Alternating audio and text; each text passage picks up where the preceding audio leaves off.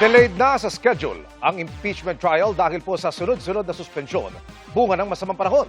Hindi naman nakaligtas sa ilan ng litrato ni na Senators Bongo, Robin Padilla at Mark Villar na nasa Senate lounge kung saan ayon kay Padilla nakikinig sila sa trial.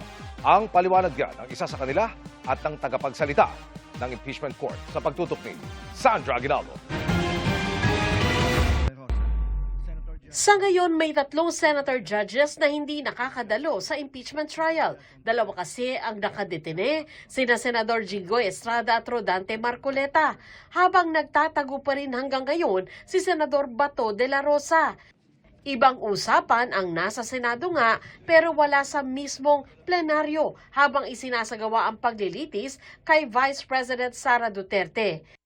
Di nakalagpas sa ilan ang litratong pinost ni Senador Robin Padilla. Sinabi niyang nasa Senate lounge sila ni na Senators Mark Villar at Bongo at nakikinig sa trial.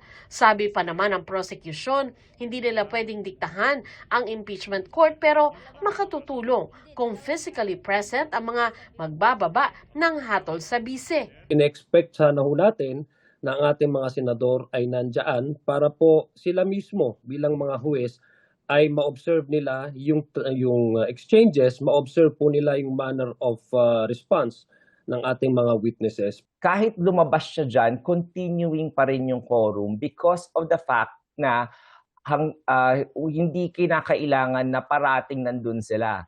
Basta nandoon sila within the control of the Senate President na anytime pwede silang ipatawag ulit kapag kailangan na ng botohan sa plenary, continuing pa rin yung quorum unless questioned by any one of the members. Continuing pa rin yung presence nila on the floor. In fact, suot pa nga nila yung mga robes nila. Paglilinaw ni Go, nag-break lang siya sandali kaya nagpunta siya sa lounge. Wala naman daw masama kung kailangan ng iba na magkape o mag-CR habang nagaganap ang impeachment trial. Yung nagpa-picture doon sa lounge, dumaan po ako. Lumalabas naman kami for pupunta kami sa sa comfort room.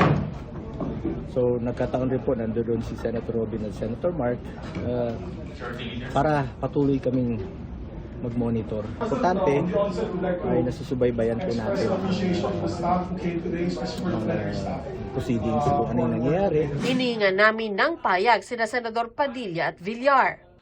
Dahil naman sa sama ng panahon, postponed na naman ang impeachment trial kanina. 3 trial days na ang nakansela mula nang magsimula ang paglilitis. In a way, delayed na tayo ngayon. Para makahabol, posible umanong dagdagan ang 3 times a week na pagdinig. Pwede ring habaan ang kasalukuyang 4 hanggang 5 oras na trial. Kung sakali, malabo nang maging online ang impeachment trial. Kahit sa korte, sa ordinaryong korte, nahihirapan yung mga parties mag-conduct ng virtual hearing. Kailangan mag-motion yan sa korte at kailangan pakita niya yung mga kondisyon kung bakit kailangan ng virtual na hearing. Si Senadora Loren Legarda halimbawa, 6 na araw nang hindi dumadalo sa trial dahil nag-medical leave at nasa abroad. 2 araw namang hindi nakadalo si Senador Alad Peter Cayetano dahil masama umano ang pakiramdam.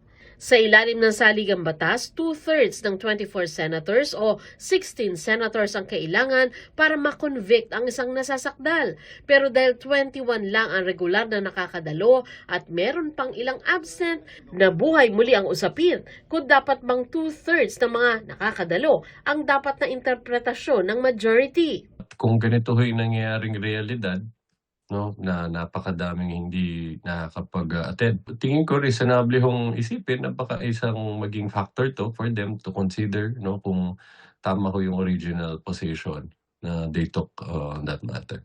Tanong ng media sa tagapagsalita ng prosecution, pwede kayang mga senator judge lang ang magdesisyon sa usaping ito? That is within the realm of possibility. Sa multiverse of madness, kasama rin natin yung ganyang scenario na yan. They have to master that number para i-appeal o to overturn the presiding officer's resolution. Sandra Aguinaldo, Nakatutok, 24 Oras.